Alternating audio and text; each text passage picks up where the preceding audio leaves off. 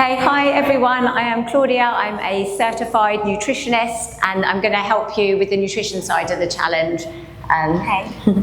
I'm an evidence-based nutritionist. That means I follow methods that have been backed by science, no fad diets, no slimmers tea or detox this, just things that have been supported by scientific data that actually work. We're going to do a short quiz, which is going to help us look at some myths in the nutrition,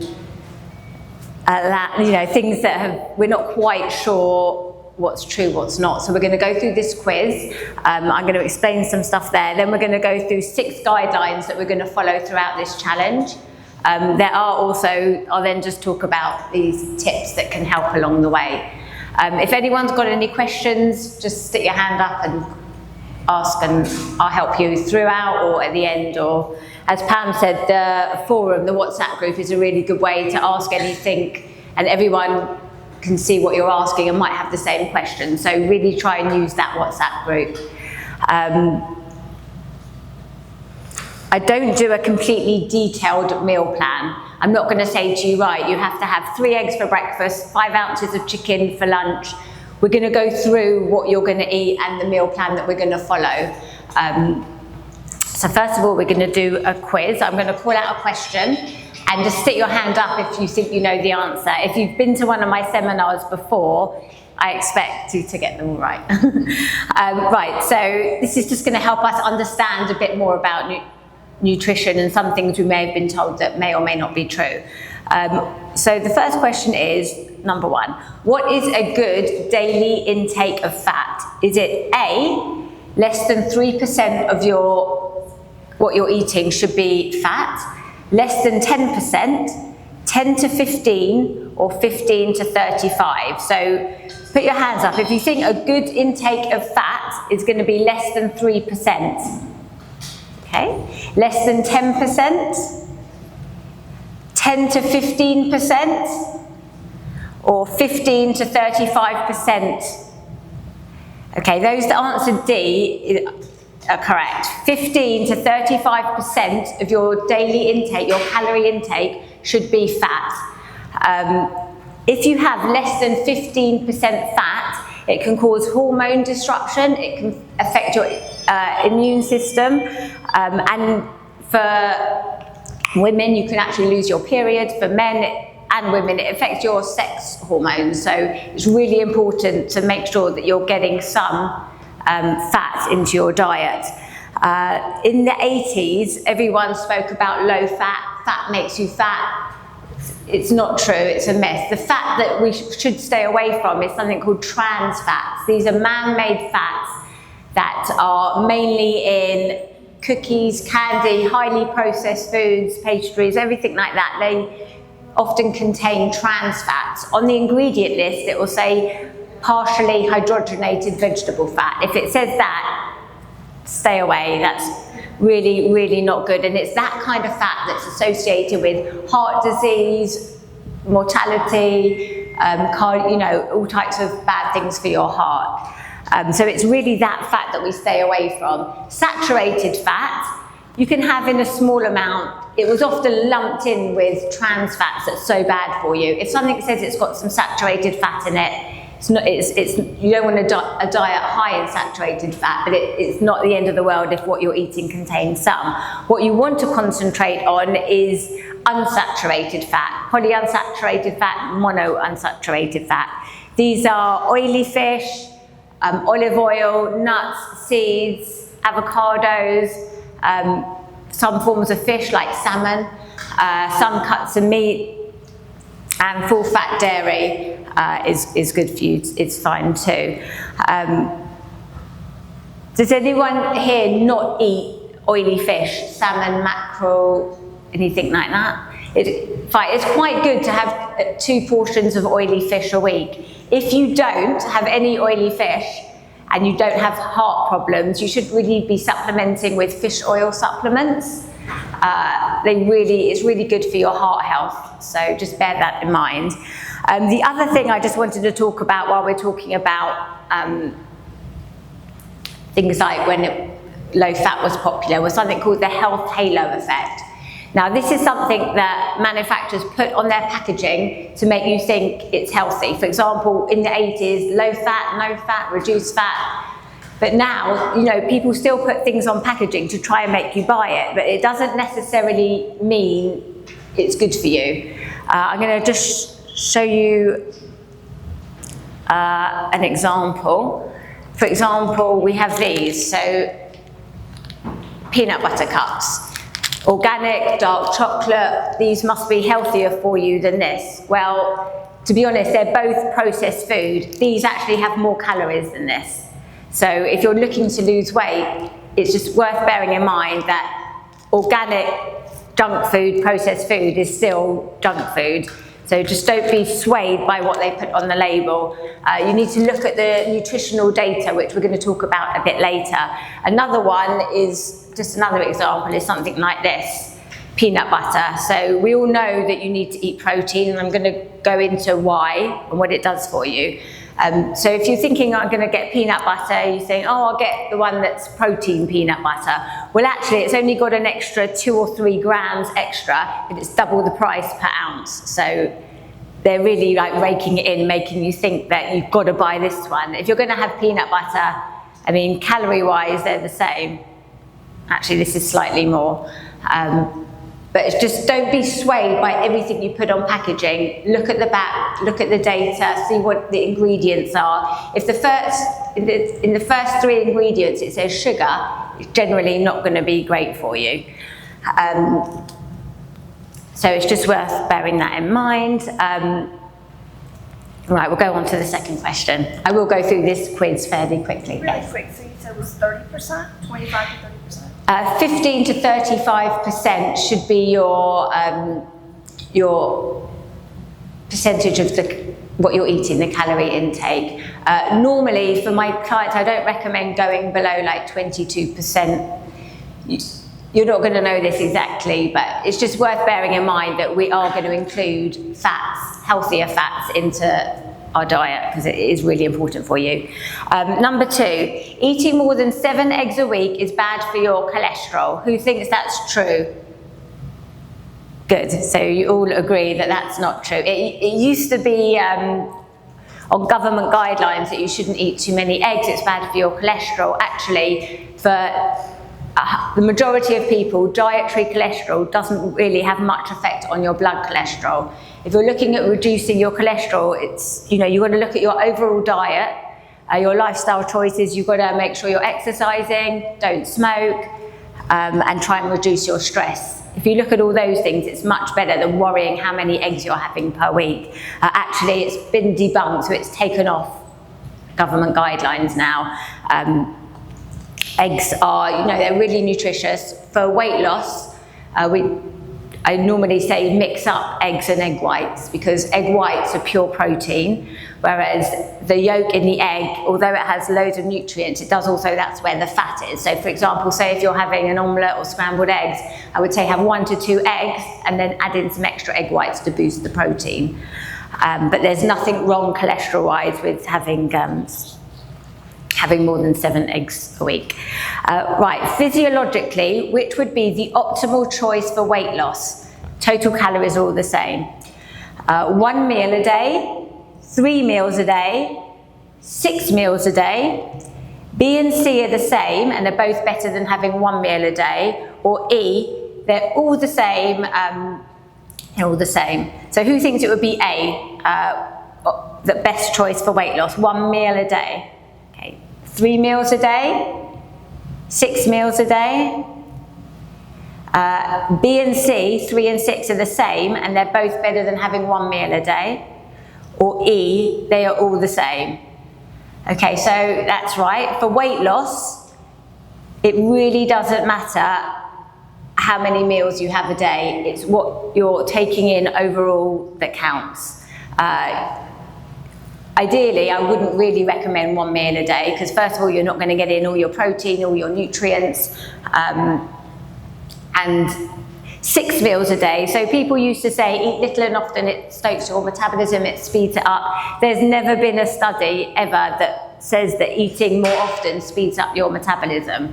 So you've really got to do what suits you. If you're used to having and you enjoy having 3 meals a day, that's fine. If you want to spread it over 5 smaller meals, that's also fine. You've got to do what suits you.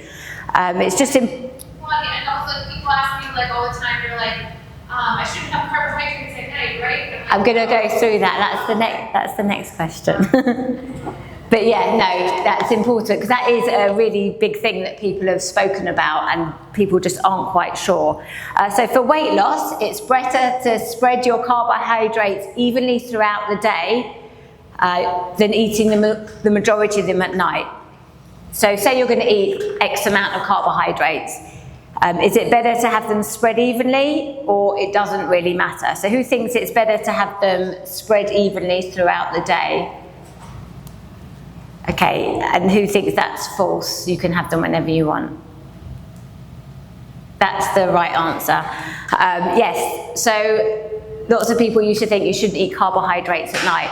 Again, as with the last one, it's your total intake throughout the day that matters. Your body doesn't care if it's all in the morning or all in the evening. It's more important what type of carbohydrates you're eating, which are going to be ideally whole grains, minimally processed. There was actually a study that calories being the same, one group had carbohydrates spread throughout the day, the other group ate 70% of their carbohydrates at night. The interesting findings, this was in 2011, the interesting findings were that the group that ate 70% of their carbohydrates in the evening actually lost more weight, reduced their waist circumference and had a better hormonal profile. It showed up in their blood, like it did actually improve. Now, it doesn't mean that you have to eat your carbs at night, your carbohydrates at night, it just shows that you can. It's fine, don't worry about it. Sometimes it can help because it can stop you snacking after dinner if you've had a nice big meal. You can eat the same as your family, you don't feel like you're on a diet trying to lose weight. And basically, you can just have them whenever you want. It's more about what type of carbohydrates and how many you're having throughout the day. Okay, we're now down to, I've got 2 more questions. Breakfast is the most important meal of the day if you are A, trying to lose weight, B, working out in the morning, C, need good concentration, D, all of the above, or E, none of the above. So who thinks breakfast is the most important meal of the day if you are trying to lose weight? Okay, if you're working out in the morning, if you need good concentration, all of the above, or none of the above?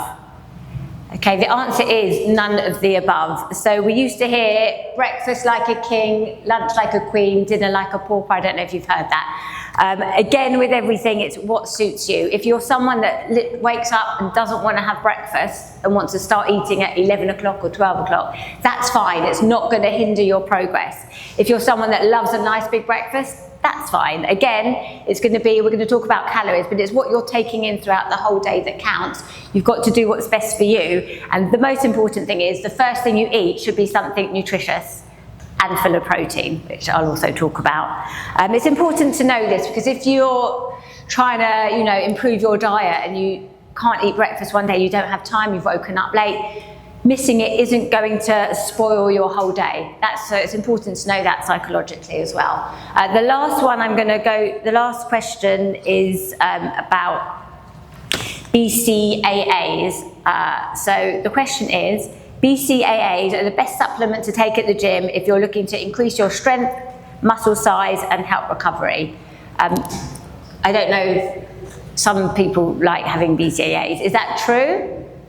No, it's not. It's false. BCAAs are 3 amino acids to build protein, to build muscle, and help recovery. You actually need all your amino acids. So really, unless you're a vegetarian and need protein from wherever you can get it, it's much better to eat a complete protein. In other words, have a nice meal high in protein after your workout, have a protein shake that's got all the amino acids. It's actually much better to take the supplement called creatine, and Pam, did you say you're going to start getting creatine here? Yes, so creatine, protein, I use Thorne products. They're like the cleanest that I can. Fine, so. And it's backed by a lot of research. Fine, so creatine is actually the most researched supplement. And if you're looking to supplement and try and increase a supplement to help increase your strength, muscle size, help recovery, I would actually recommend creatine. 3 to 5 grams a day, it's tasteless, just plain creatine monohydrate. I'll put it in the group because lots of people have questions afterwards. But that does actually really help, and it's no side effects. The only side effect is what it's meant to do, which is it increases the water in your muscles. So that does show up on the scale, but it's not body fat, so don't worry. Right, so I just thought it was important to go through some of those questions just to help us realise what we've been told myths. Some of these things are carbohydrates at night. What matters really is overall what you're eating. And I don't know if people have heard of the energy balance equation. Well, a calorie is a measure of energy. In order to lose weight, you need to be taking in less calories than you need to keep your weight stable. So, for example, the calories in will be what you're eating, and the calories out in the equation is bodily movements, exercise. So really, if you're taking in more calories than you need to keep your body weight stable, you're going to gain weight. If you're taking in about the right amount that you need and your weight is stable, you're in an energy balance. That's the correct amount of calories to maintain your body weight. So if you want to lose weight, you've got to slightly reduce your calorie intake, which puts your body into a calorie deficit. Now this is science, this is how weight loss works. All the diets that people do and say they work, for example, you know, like people used to do Atkins, Dukan, F-Factor, Weight Watchers, Slimming World, Jenny Craig. Any diet only works because it's put your body in a calorie deficit. Some people love keto. Well, it only works, again, if your body is taking in less calorie than it needs. I'll go into this a little bit later as well. Some people say, but I eat really healthy, I don't know why I can't lose weight. It's simply because you're taking in too many calories, even if it's of healthy foods. So we need to work out. That's the principle of weight loss, and there are all different methods. So some people like doing low carb, some people do really low carb and do keto. There are all different methods. The method that we're going to do is the one that is most sustainable for life, really, which is a healthy, balanced diet. So we're going to look at portion sizes and what you're putting on your plate. So our thing that we're going to follow is plate portions. Now this is all in your folder that Pam's given you. So it's how we're going to build our plate. Now let's just say we're going to eat 3 meals a day and a snack, which is what most people end up doing. We have to make sure that our plate looks like this, and I'm going to go through why it's important. So we're going to have half a plate of vegetables. I get that for breakfast that can be a bit tricky. If you're eating an omelette or scramble, you know, you can stick in some vegetables with that. You can add some fruit as well. But for really, for your 2 main meals, your lunch and your dinner, if that's how you're eating, half a plate full of vegetables. I'll go into why that's important. Quarter of a plate at least is going to be your protein. We're going to, more often than not, try and make it a lean protein, which is a protein that doesn't contain many carbohydrates or fats. You've got a list in your thing as well of lean proteins. The other quarter of the plate is going to be made up of your carbohydrate and your healthy fat. I'll go through that all a bit more as we just go through the 6 guidelines that we're going to follow. So the first one is we're going to eat sufficient protein. Now, why is protein important? So 3 main reasons it's important for weight loss. First of all, out of the 3 macronutrients, protein, carbohydrates and fats, protein is the most filling. It's going to keep you fuller for longer. It's highly satiating. So a meal that, when you prioritize protein, you're going to feel fuller throughout the day, which is really important when you're trying to lose weight because it's going to help stop you snacking. The other reason it's really important is because it helps recovery from exercise. So that's why often after a workout, people will go home and eat your protein, you have a protein shake, eat some eggs, some yogurt. It's just really important to have protein, enough protein to help your body recover from exercise, especially as during this program, we're going to be exercising every day.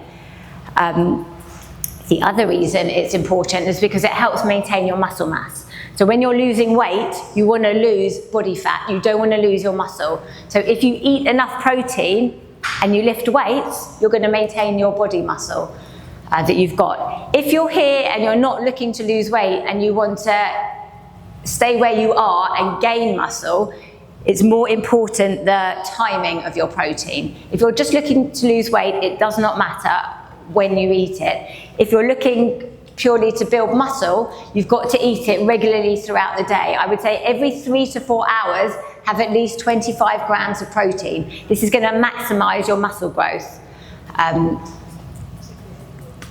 If you're confused about how much you should be eating, I'm going to give you a really simple way to work it out.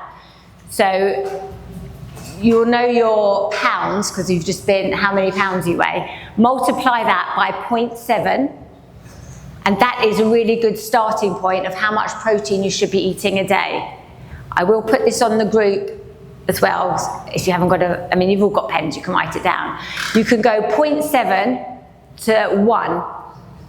Did you have a question? I did have questions. A supplement like perfect aminos, does that count? What do you supplement with? Perfect aminos. It's like a complete amino acid. Send me a screenshot of what it is and the nutritional data, and I'll see if it's got the right amount. But yeah, so between 0.7 and 1 multiplied by your body weight is a really good gauge of how much protein you should be eating today. Now, say for example, it says you should be eating 100 grams of protein a day. 100 grams of chicken is not 100 grams of protein. 4 ounces of chicken, which is around 115 grams of chicken, that's about 25 grams of protein. So you're looking at a chicken breast per meal, a cup of egg whites, that's 25 grams of protein. I'll go into more of this in the group, but it just gives you an overall target of what your protein should be. This is really, really key. High protein diets are consistently linked with weight loss. So it is really, that was probably the most important thing you need to look for on your diet, is that you're eating enough protein throughout the day.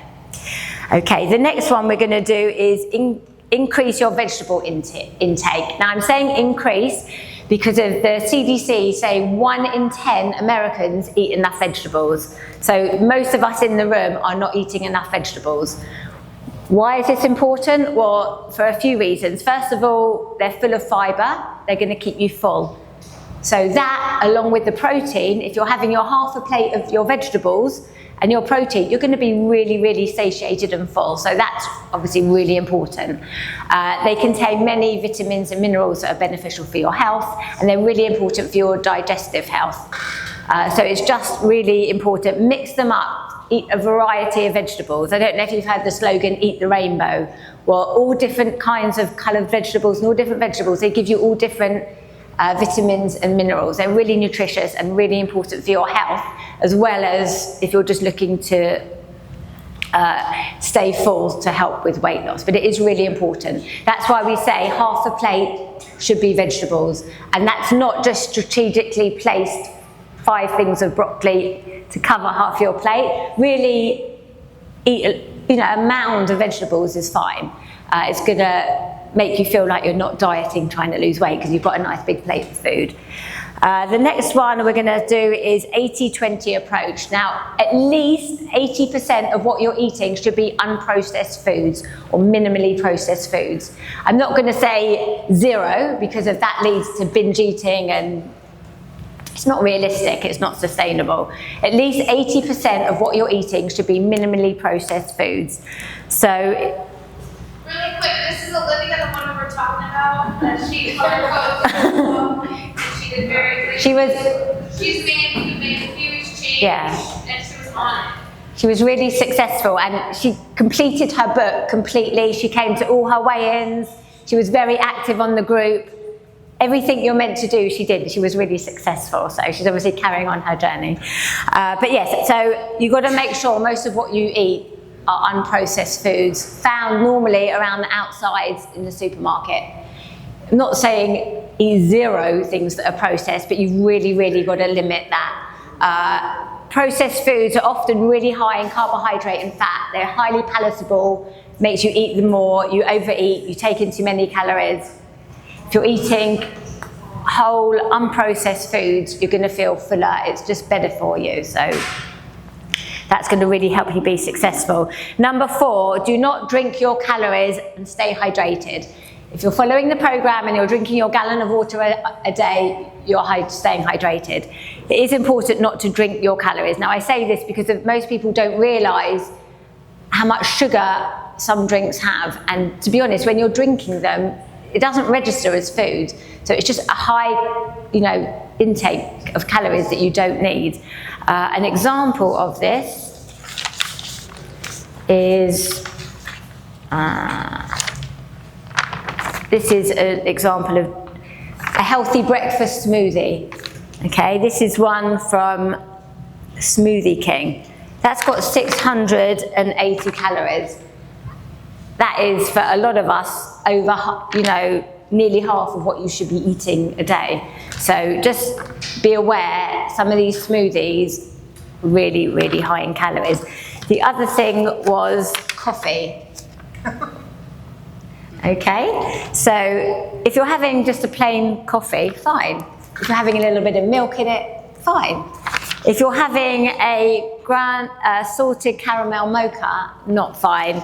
That's 470 calories. Some people doesn't have to be exactly this, but some people have one of these kind of Starbucks or Dunkin' drinks and think, oh, it's just my morning coffee. Well, it's a really good way to take in a lot of extra calories without even realizing. So just try and stick with sugar-free liquids for your calorie intake. And I will mention alcohol in this as well. So I'm not saying give up alcohol, you can't drink alcohol, although obviously that's beneficial and would be really good. And a good part of the challenge, you could say, I'm actually not going to drink for these 56 days. But I'm not going to say you definitely can't have any, but it's important to know that alcohol is high calorie.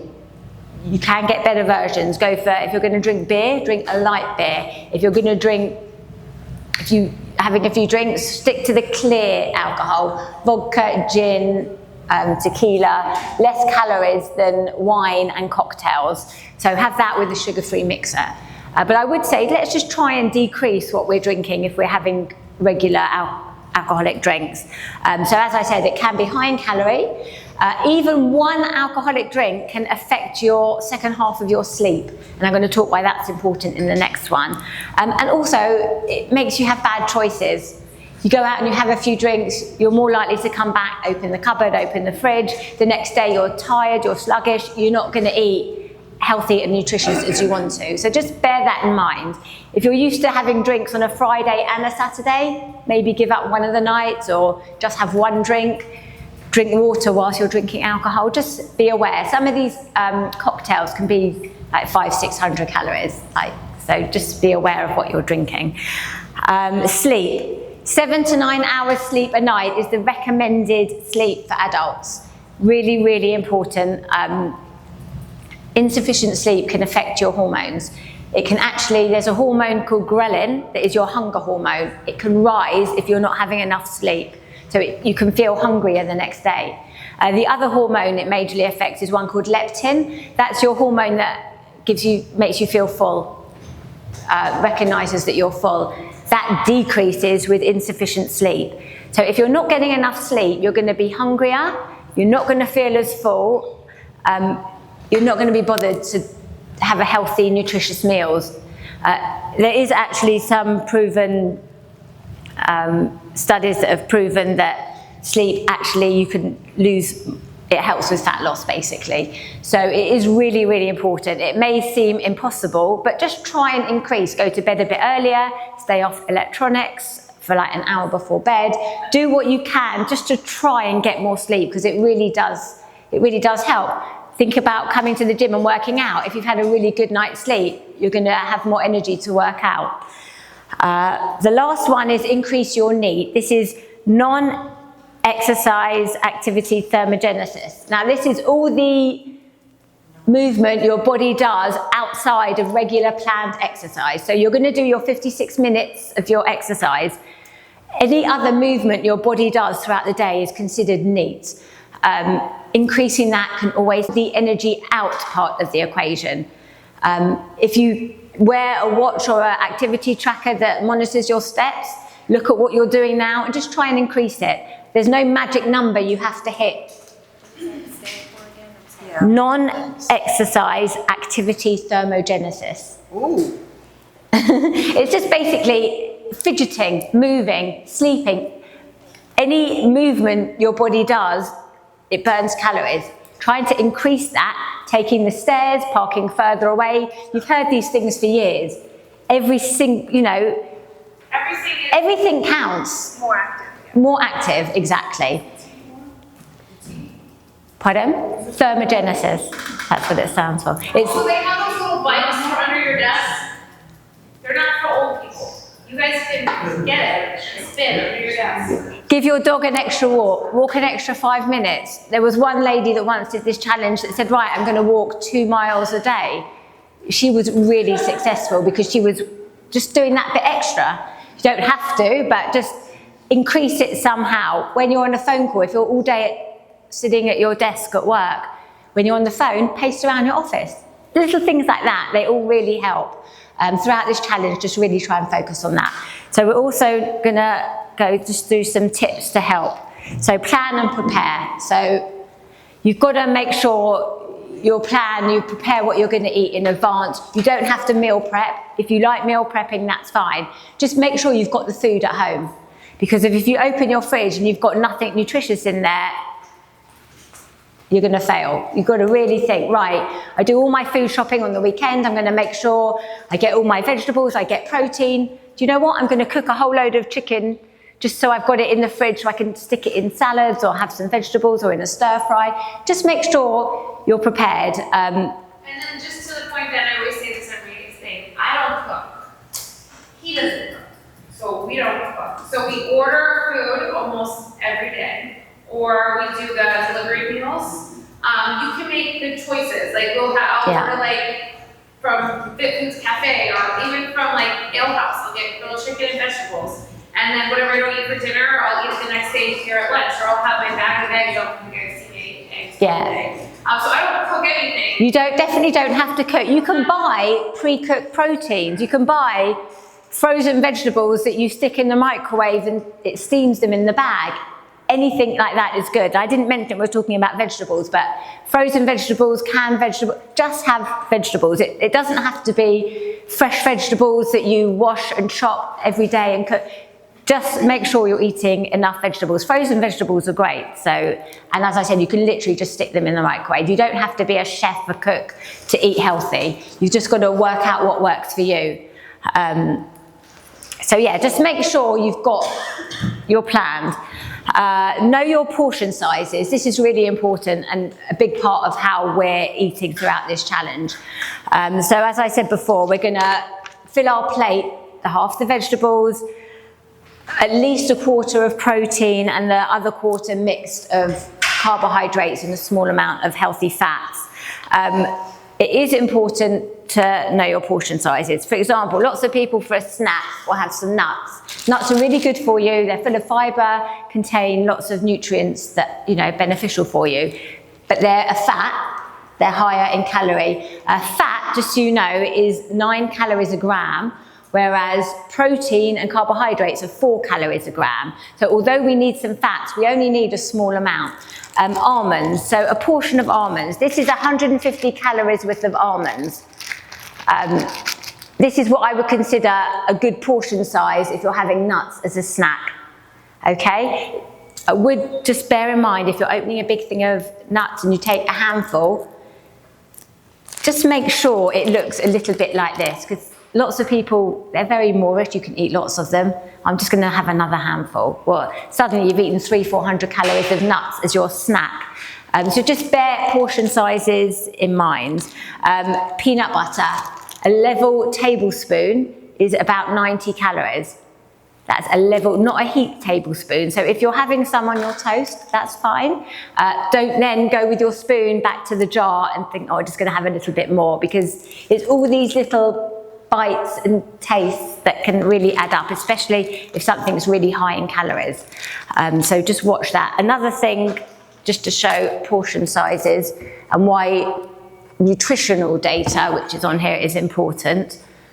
I'll just look at the nutritional data. So this is obviously the healthier, better option to have. However, it's also really high in calories. So I'm not recommending you eat Cinnamon Toast Crunch, but it's just a good thing to bear in mind. Per cup, this is 170 calories. Per cup, this is 440 calories. Now, yes, it is full of fibre.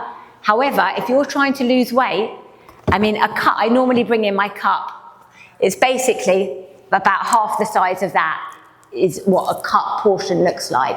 So if you're having a big bowl full of healthy granola like this, just bear in mind, you could be eating like 600 calories for breakfast, which you think is healthy. I'm not saying don't eat it, but just with something like granola, I normally recommend it's just a sprinkle of it, a tablespoon or two. So don't those fall into the processed food category, though? Well, yes, cereals aren't good for you. I'm not recommending it. I'm just saying you've got to look at what the nutritional data because of portion sizes. There's a cookie, I think it's like Lenny and Larry cookie or something, protein cookie. But if you eat the whole thing, it was like 600 or 700 calories. And if you look at the packaging, at the back it says half a cookie is a serving. So you've just got to look at serving sizes and what they're saying has that amount of protein. Food environment, make it easy for yourself. If there's certain foods that once you have one of, you can't stop eating, don't have them at the front of your cupboard, your pantry, so every time you open it, you see a box of Oreos facing you and that's like what you can't stop eating. Really try and help yourself. If you have to have things that you eat a lot of that are really highly processed in the house, keep them out of your view. Open your fridge, make sure you've got some healthier options for yourself. Just make it easier for yourself. Your food environment can really help you. As I said, read the nutritional data. It's really important to know what you are eating. Some protein bars, 360 calories. Well, instead of that, you can have a whole load of other things as well. Yeah, protein bars, I would say, are only really great if you're traveling and you want to take something with you that you can't keep in the fridge and is high in protein. Some are better than others. But yes, just look at nutritional data because of, if it says on the package one thing, it could say high in protein or higher protein. For example, this is protein. Well, it's actually only 3 grams more protein than regular peanut butter. So just look at what it says on the packaging. Another tip that's going to help us, low calorie sauces and dressings. If you are someone that does do a lot of your cooking, own cooking, just bear in mind that some salad dressings can be 200 calories for a serving, some can be 50. So you know which one you're going to choose, one that's less. If you're in a restaurant and things come with sauces, try and ask for them on the side, the dressings, because they can drench it in a dressing that's really high calorie. So your healthy salad that you're eating is suddenly a lot more because they've put in a really high calorie dressing.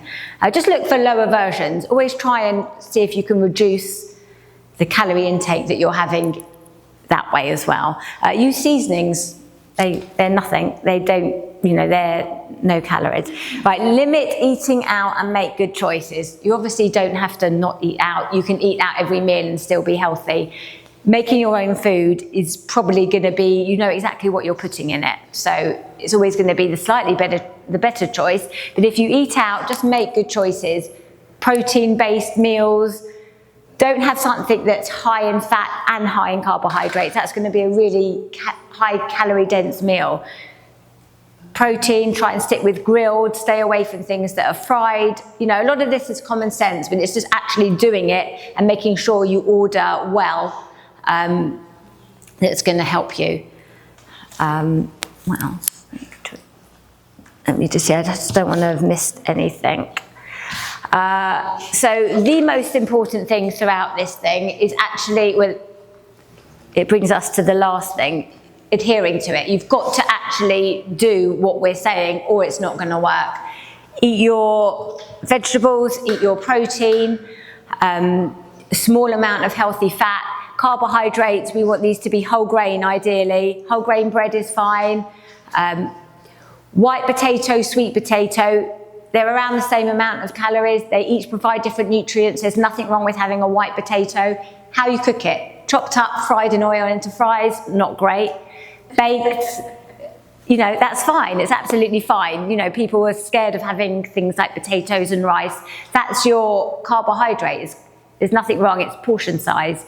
Just try and stick to slightly less than 1/4 of a plate. So you've got to actually adhere to it.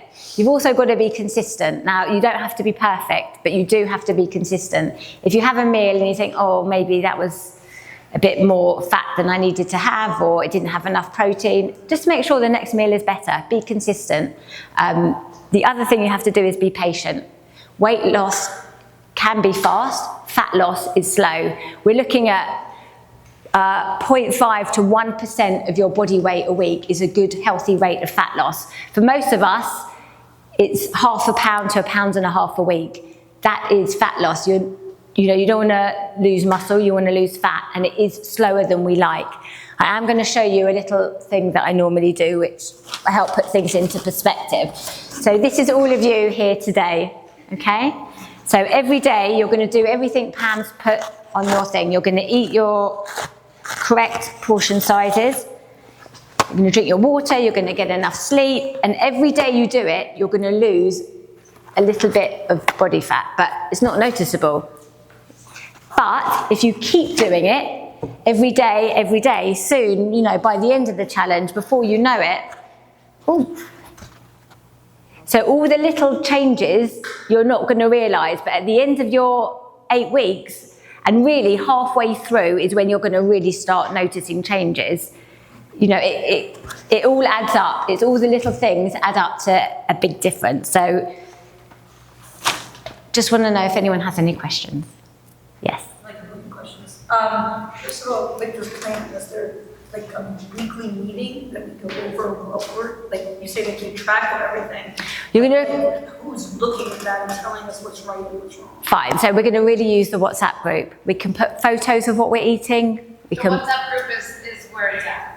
We're going to, for the first week at least, post all your meals. Take a photo, post it. I'll have a look at everything. I'll say, do you know what? That looks great, but more vegetables, more protein, less rice. Because what people are going to do, you guys are going to do way under your protein. That's what always happens. Like, we get a photo, it's like so much vegetables and like a little bit of protein. We're like, yeah, make more protein. And then you'll start seeing it change. People posting different food. That's going to help you. Track everything you're eating. Write it down. But like, how do you know, like, how do I know how many ounces of something? You don't need to worry. We're not worrying about ounces, the amount of calories. We're not going to do that. I don't know what's too much and what's like, I'm just saying, like, let's have a piece of salmon. How do I know? Like, I mean, Eat the way salmon. too much salmon. Eat Like, the salmon. whatever. Salmon's fine to eat. Like a huge piece of salmon. No, you can take a photo. Look, for example, 4 to 6 ounces of salmon. There's nothing that's exact. That's the standard thing that they're going to serve you. Everyone's very different. We're not going to look into, right, you need exactly this amount of this. You're just going to have 1/4 of the plate. So just a standard piece of salmon. They normally serve 4 to 6 ounces.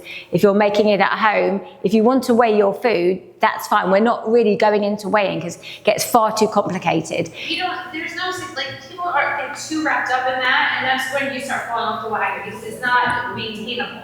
If you just stay away from the processed food, like Claudia said, just stay away from the processed food, eat clean, like, food that comes from Non-processed. How do you know it's processed? Like, that's the Box. Where is this processed? If it's in a box and it's, that's fine. So You know what's good and what's bad, but I don't know. Processed ingredient list is like long. pre-cooked that you just heat up is processed. Things that you don't need. Are there keywords or something, like, like, what do you know? So What is a cereal? It's processed. We don't know what is cereal. I don't know. A carrot is good. you can write down what you want to eat and put it on the group, and I can help you. Unprocessed foods are foods that are very similar to their original state. Vegetables aren't processed. Meats aren't processed. Eats are or not.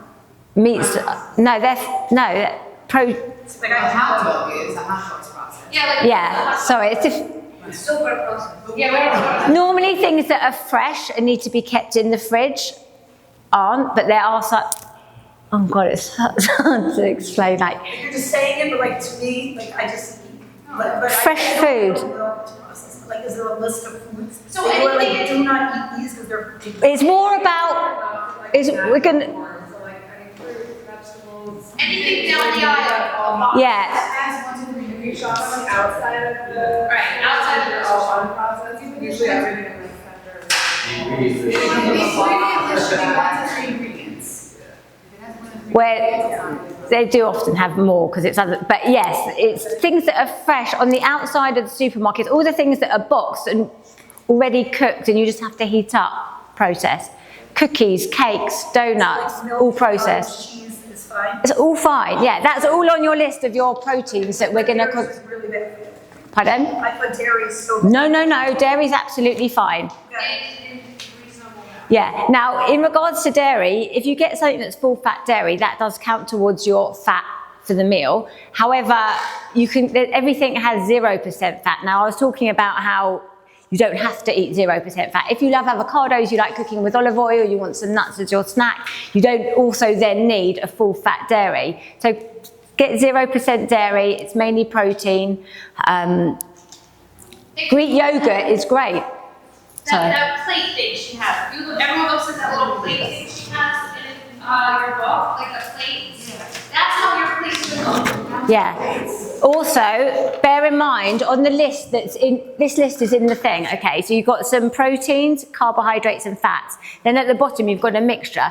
Foods that are carbohydrates and fats are mainly processed, okay? So you've got chocolate, cookies, cakes, donuts, french fries, chips, pastries, croissants, chocolate milk, granola bars, ice cream, all stuff that we really, really need to limit. Pretty much, things that are highly palatable, they taste good because they're mainly sugar and fat. High calories, you're not going to stop eating them. Yeah. So not to like get too much in the weeds, but I know nothing about any of this. Okay. What is a normal calorie intake for a normal person on a daily basis? Everyone is really different. Is there a ballpark?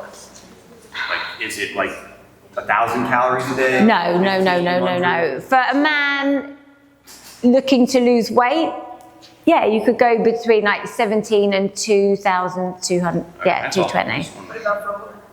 For women, from all my experience and with my clients, some of them do count calories.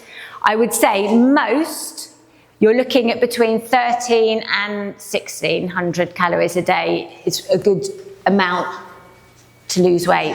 Age and your size. Everything, it takes so much into account. Yeah, look, I can work out the exact calories that you should probably be eating to lose weight, but we didn't want to go through that in this because it gets too complicated for everyone.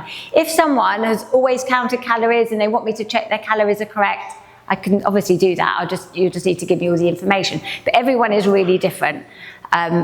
Women, as I said, they're normally between 13 and 1,600 calories a day is normally good for weight loss. That whole counting calories is so difficult because especially women across that spectrum are so different. Everyone's As really far as different. age, Correct. As far as where you are hormonally. Correct. So it's really We're not, important that you don't get into that. which is why we're not doing it. As I said, I work one-to-one with people that want to do it, but you don't need to. Everyone on this that's been very successful, no one's counted calories. Yeah. Sorry, she's had her hand up, Faith. Sorry. Go on. You can do intermittent fasting, yeah. So intermittent fasting is just another way that you can help reduce your calorie intake for the day. There's nothing magical about it. But yeah, some people, I personally don't like eating first thing in the morning. I normally eat 11, 12. That's considered intermittent fasting. It's just a way that you can help reduce your calorie intake for the day if it suits you. Something that's helpful is you said around how many grams of protein we should have a day. Yes. It's very helpful. Yes. The only thing I'm a little concerned about is What? Sorry, the only thing that I'm more concerned about is the intake of fats and the carbohydrates. So could you just, I'm sure you probably have it in here, but for example, the carbohydrates, the starches, how many? Fine. So we're not going to look at the grams because that gets to less than quarter of a plate should be your healthier carbs, your minimally processed carbs. That's very good. I work very well like that. Like or a slice, or like I have these protein wraps that I do that are like 100 calories. Yeah, that's fine. That would be considered your carb. No, you can have a wrap. That would be considered your. Look for one that's high in fiber or low carb, anything like that. That would be considered your carbohydrate portion for the meal. So yeah, making a wrap is. What about a potato? Half a potato? No, you can have a small potato, or if it's a large potato, have half. Yeah. And in terms of fats, you said here, like avocado. Half an avocado would be considered a good portion of your healthy fat. A tablespoon of olive oil. A small handful of nuts. Some seeds sprinkled on your salad can be some fat. Like how many times is it, like you have avocado? Each meal. And dinner? That's fine. You have avocado. We're having, half a small avocado. If it's a large avocado, a third of an avocado. We're just having that quarter of a plate, a small amount of fat and slightly more of your carbohydrate. You could take all the photos and put them on the group and I'll help you work out. But we just didn't want to go into the measuring because it gets too complicated for everyone. I can go into more detail if you want, but we're just trying to make it. Yeah, take photos of all your meals and put them on the group. And I'm a really good judge of more protein, more vegetables. That's slightly too many. One egg, let's say, but that's in the fat, right? So yeah, that would be considered your fat, which is why I say if you're having some eggs, add in the egg white. Buy the carton plain egg whites, you're not wasting all the yolks. Pure protein, low calorie, really bulks up your meal, and you really want to make sure you're having a good amount of protein each meal. So something about eating protein after you work out. I like to eat something before. You can eat before you work out. Just whatever you eat. Your first thing that you're eating really should be nutritious and have protein in it. Pardon? What do you normally have before you work out? Hang on, before everyone goes, I make protein balls as well, just as a treat. You can have one, take one with you. Just help yourself. There's 6 grams of protein a ball. These are slightly smaller than what I normally do. Sorry. I eat a low-fat cottage cheese or a Greek before I work out. Yeah, perfect. And then I don't eat again so much. Yeah. I'm gonna this is my problem. I barely eat anything, and I cannot lose a pound. Fine. So you're probably somehow still taking in too many calories. You know, when people can say it's all different reasons. If you take in too few calories, you'll lose weight. So we need to look at exactly what you're eating. You're probably eating healthy, small things, but they might be calorie dense. So we need take photos and put everything on the group. I'll help work it out. Does anyone have any other questions? I'm missing the sheet. Do you have an extra? Yeah, just take this one. Thank you. That's okay. Do you mind if I finish up? No. No, talking to them. Yeah. And then, are you done now? I'm done. If anyone has any other questions or... With fasting, I Yeah. found that was very helpful for me hormonally. Okay. So trying to get those meals and because I eat only 6 hours between 12 and 6, sometimes 7 at the latest. You need to make sure you're eating enough protein. The protein is really important. Or I would even increase your eating window by a little bit to add in that extra meal. So that's if you're not eating enough, you're going to end up losing muscle mass. You need to eat you need to get your protein in. I think my portion size is because I'm only eating in those, supposedly in those 4 hours. Like my breakfast is ginormous, and increase the window. 8 hours is what most people do. Okay, maybe 8 hours. You can get in that extra meal. Yeah. How are you, Tina? I'm good. I wanted Nice to see you. So yeah, excited. so I think The group aspect is really good for this. by the way. And I kept, so she and I work privately together, and I kept all the weight off. Amazing. So I'm ready So to good. So this is a really to the good. next level. Pam just wants to carry on saying a few extra things to you guys. Any questions you've got, if you go away, put them on the group. I'm on it the whole time to help you. Okay. But yeah, help yourself. They're chocolate coconut protein balls. You can take some home for your family if you want. yeah, I'm definitely looking forward to it. Because my body is, like, I turned 55 and there was nothing. It used to be so easy to just try. Yeah, it changes. It's harder as you get older, but if you stick to the things you're meant to do, it